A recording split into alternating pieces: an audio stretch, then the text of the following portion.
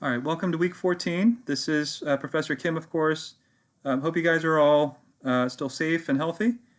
I just wanted to take just a few minutes. I'm expecting maybe between 5 and 10 minutes to explain your online presentation assignment. Um, in speaking with most of you, it looks like you guys have different experiences with online courses and such. And I had mentioned before that to some of you that one of the big challenges I think in taking an online course is that sometimes you have too many options, and it's hard to choose which option might be best. And so, generally speaking, when you're doing online presentations for online classes, the instructors will either ask you to do a video presentation or an audio presentation or something that's kind of something that's in between. Typically, in the way of video presentations. Of course, YouTube is highly recommended. There's another program called Kaltura, which is a program online tool that helps you create videos. There's Vimeo. I mean, there's a lot of different options in the way of video presentations. In the way of audio presentations, there's SoundCloud. There's Screencast-O-Matic, which is kind of a hybrid video audio. There's PowerPoint narration at the very least. Even a program. I mean, that's a tool within your PowerPoint, right? Your PowerPoint software, where it allows you to simply narrate your slides. So that's really the last option. But among the various options, I found that Screencast-O-Matic is the preferred option. And so you don't have to use Screencast-O-Matic. Let me just make that point first. But if you don't have much experience putting together online presentations, it's probably the easiest tool to use. Just Google Screencast-O-Matic, like Automatic, Screencast-O-Matic, and it's a free online tool. You just sign up, and it's pretty self-explanatory. I don't think I have to explain to you how to use that software. It's just a click of a button, essentially. As long as you have a microphone, you should be okay. And so you would put together some slides, whether it's Google Slides or PowerPoint slides, and then you would narrate those slides on the screen. Okay. So I'm going to leave it up to you all. If you want to use more sophisticated, if you want to use more sophisticated methods, you've had some experience in the past putting together presentations, you can go ahead and do so. Right? If you want to put together a video presentation and really critique yourself, I mean that would, if you have the background, that's what I would actually recommend, so that you can watch yourself on screen, right? And critique yourself and really help improve your own presentation skills, but. Yeah, like I said, Screencast-O-Matic I think is the preferred option for most of us. Okay. In terms of the content of the presentation, this is going to pertain to all of you except probably Jack and Jennifer, because your format is a little bit different. But so typically in a research proposal, you're going through our major assignments here, which is the intro, the lit review. And then the methods. And so I just want to point out some of the major, I guess the key points that really should be covered from those papers. Okay, and so you see on screen here, right? The numbering here refers to the slides, and so I'm anticipating anywhere between 8 to 10 slides. I think that's a good amount. 15 minutes max in the way of the length of the presentation. In fact, Screencast-O-Matic cuts you off after 15 minutes, and so the free version does at least. And so, if you get the free account, then you're going to be limited to 15 minutes anyway. So I think 8 to 10 slides will suffice for this presentation. 15 minutes, like I said. Let me go through and tell you just slide by slide what I'm thinking. The first slide, of course, is the title.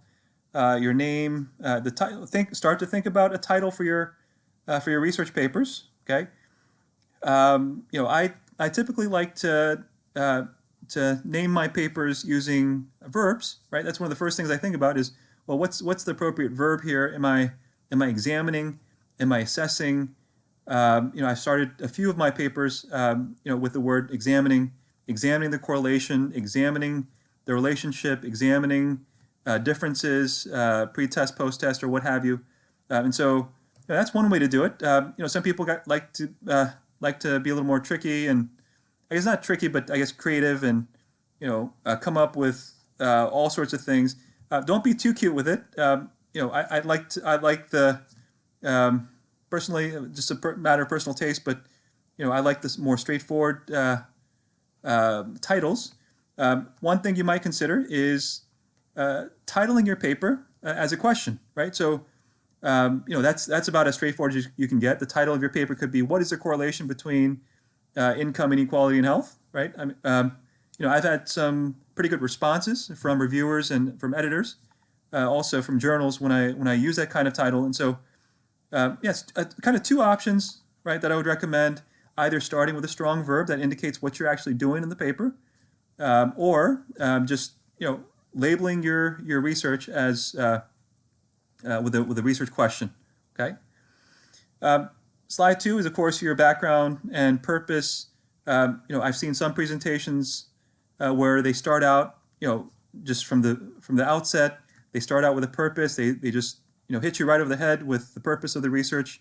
If that's your style, I think that's good too. If you want to ease the audience in a little bit, provide a little bit of background, maybe a few statistics here and there, and then ease them into what you're trying to accomplish with your research, I think that's fine. But I think pretty straightforward. I think slide 2 answers the basic question. You ask yourself, well, at the end of this project, at the end of writing my thesis, I will be an expert in fill in the blank, right? So your outcome variable, whether it's customer service channel preference, or whether it's literacy for some of you, or your different topics, right? That's what this slide will cover. Slide 3, I think, is your research question. Go ahead and I think for the purpose of clarity, you want to spell out your research question. You want to put this in those slides explicitly. Okay. I think a good order to put this in. Go ahead and state your research questions first, because you'll want to include the significance. That is, remember in your intro paper where you're arguing about the importance of your research, not just the importance of your topic per se, but about your specific research and how you intend to fill gaps in existing knowledge. I think it's logical to go ahead and put your research questions first on this slide, and then follow it up with your best, most persuasive reasons for why your research is important. That's what you want in this slide 3. Okay, I think you need at least a couple of slides. Probably a couple of slides discussing the literature. One main slide discussing theoretical or conceptual frameworks. If you're using a particular framework for your study, a specific theory that really informs your study. And of course, we've had this discussion around what theory actually means. And so if we're talking about one specific paper that you're replicating, that's also a theory. If you're using a well-established theory like microeconomic theory or consumer theory, or what have you, right? Go ahead and explicitly state that as well. But something that really frames your study, go ahead and put that, really feature that particular study, or maybe it's 2 studies, maybe it's competing explanations. You have economists on the one hand and sociologists on the other, and you're comparing these frameworks, right? And so that's slide 4. Okay, so your framing of your approach to this research topic, basically. Okay, slide 5 are think about all your other studies. Some of you have 15, 20 studies at this point. Think about how to synthesize those other studies. Sometimes a table works nicely. I think I've done that in a few of my presentations, where I just take as many papers as I can and try to group them together under different topic headings and put a table together as neatly as possible for the audience. But you want to comment on not your major frameworks, but some of those secondary studies, right? And then you're getting into methods discussion. So I think you can devote one slide to data and sample, right? Recall that the purpose of talking about your data is to make sure that the audience is feeling comfortable that your data is in fact of high quality, right? This is where you make a very brief case that your data is clean. Maybe you're using secondhand data, and so you want to report things like response rates and missing data, the extent to which there's missing data that's found in your survey and such. And so, yeah, spell this out, right, in slide 6. You'll also want to talk about the sample that was drawn. If you want to talk a little bit about the basic characteristics of your sample, maybe you have a description of some data file that you're using, some public use data file that you're using, and there's 18,000 people in that survey, and it's a nationally representative sample. It comes out every September, or you're describing how that data was collected, whoever collected that data, right? If it's your own sampling procedure, certainly describe the sampling procedure that you'll be using. Slide 7, I think, is probably the most important slide in this presentation. That's your key measures, okay? This is where you're, you have a listing of all your key variables, and of course, in my screencast about your methodology section, I told you guys to spell out, what your categorical variables, what the categories were specifically pertaining to your categorical variables, how you'll be measuring continuous variables. Go ahead and include that here. I don't expect much in the way of data analysis. What your intent there is, right? You can work that out with your advisors, but certainly at this point you should have a listing of key measures that you're investigating, that you're intending to investigate for your study. I think you cap this presentation off with your hypotheses. Okay. I think it's a stylistic matter. Sometimes people like to place their hypotheses right after the lit review, right? I think that's a logical place to put your hypotheses sometimes, but for purposes of this presentation, you're putting a proposal together, and I think it's nice to say at the end of that presentation what you're expecting to find when you actually carry out your projects. And so for me, the hypotheses I think are well placed as kind of your final content slide. Okay. If you have 2 research questions, then you should have 2 hypotheses. If you want to restate your original research questions to emphasize the clarity, right? Say, this is question 1, I expect to find yada yada. This is question 2, I expect to find yada yada. Go ahead and include those questions also to provide that clarity. And then, of course, you have, I think, a references slide.